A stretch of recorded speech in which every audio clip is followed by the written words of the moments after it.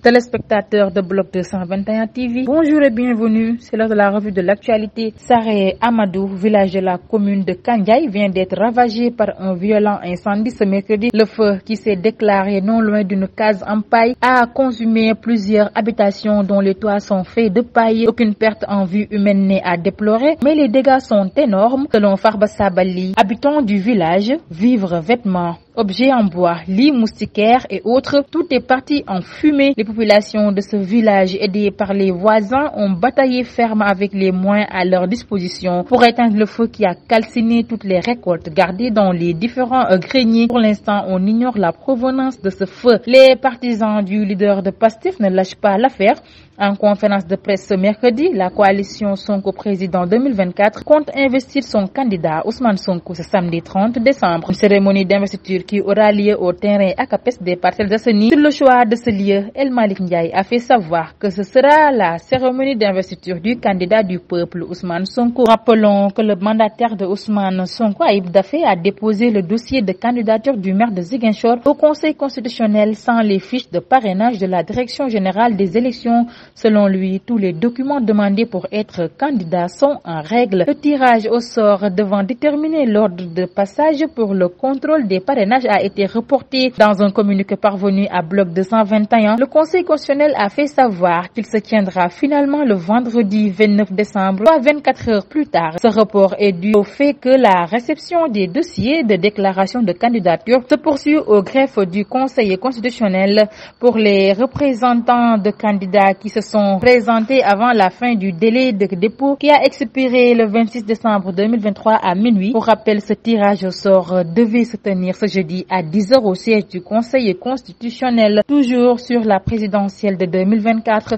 la plateforme Avenir Sénégal Bignubog a déposé hier mardi 26 décembre 2023 au greffe du Conseil constitutionnel le dossier de candidature de Dr Cheikh Tidiane Dièye, président de ladite plateforme au nom de la coalition président Bignubog. Le dossier de candidature déposé aux ultimatums, heure de clôture des dépôts, a bien été reçu au Conseil constitutionnel. Ce 26 décembre, a écrit le candidat dans un communiqué adressé à la presse. En Conseil des ministres ce mercredi, le président Macky Sall a entériné 3 nominations. Le directeur général de l'AGEROUTE a été remplacé et une ex-ministre de la Femme a été recasée. Il s'agit bien évidemment de Madame Salimata Diop-Dian, de Monsieur Aubin Jules Marcel Sagna et de Monsieur Mamadou Ndaw. Sur l'international, le Bénin a levé la suspension des importations de marchandises transitant vers le Niger par le port de Cotonou, a annoncé mercredi le directeur général du port dans un communiqué. Après 5 mois de sanctions ouest-africaines appliquées en réponse au coup d'État survenu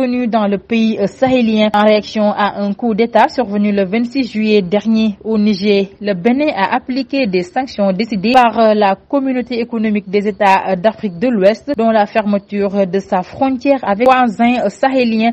Le Niger avait également fermé sa frontière avec le Bénin. Les sanctions de la CEDEAO à l'encontre du Niger ont de lourdes conséquences économiques. Ce pays a enregistré notamment une baisse de ses revenus portuaires. Le bilan des attaques des villages de l'État du Plateau dans le centre du Nigeria entre samedi soir et mardi matin s'est alourdi mercredi à près de 200 morts, ont indiqué les autorités locales. Rappelons que le précédent bilan faisait état de 163 morts. Il y a pour l'heure 500 blessés et des milliers de déplacés, a déclaré Mondai Kassa à l'AFP mardi. Le président nigérian Bola Tinubu a ordonné aux agences de sécurité d'intervenir immédiatement, de parcourir chaque parcelle de la zone et d'appréhender les coupables. Après avoir condamné fermement les attaques, a déclaré la présidence dans un communiqué. Le patron du Parti socialiste, Olivier Faure, a salué ce mercredi le destin d'un géant. Après le décès de Jacques Delors, ancien ministre socialiste, un géant vient de nous quitter, enfant du siècle. Il avait connu le pire et cherché à conjurer le malheur par la construction d'une paix durable. Par son engagement syndical, ministériel et enfin à la tête de l'Europe, il nous lègue un héritage immense. Condoléances à Martine Aubry,